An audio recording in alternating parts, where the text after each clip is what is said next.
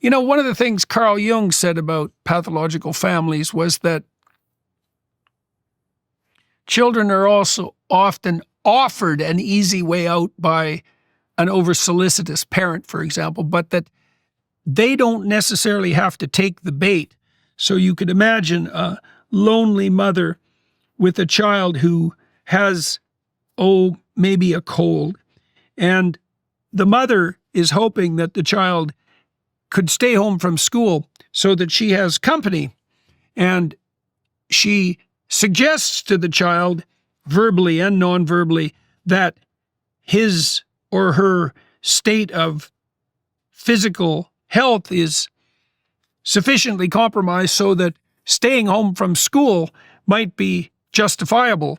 And the child knows full well that he's not particularly sick, but takes the bait and then enters into a pathological covenant with the mother such that he exaggerates his proclivity for illness and brings illness onto himself in so doing, and she benefits from the fact that she can make her maternal solicitude manifest publicly, benefit from that display of virtue, and also not have to be alone.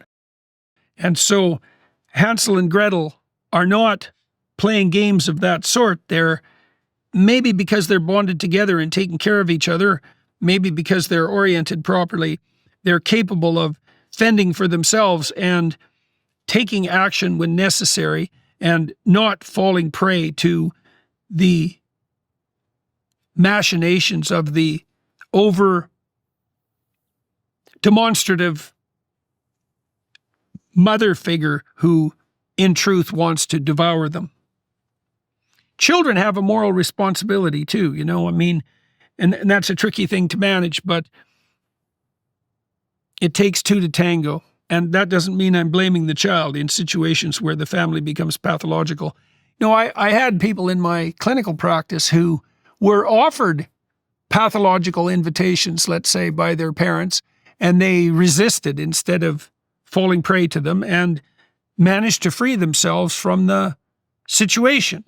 And so, everybody has their destiny, and that includes children. And we make our beds even when we're very young and then are required to lie in them.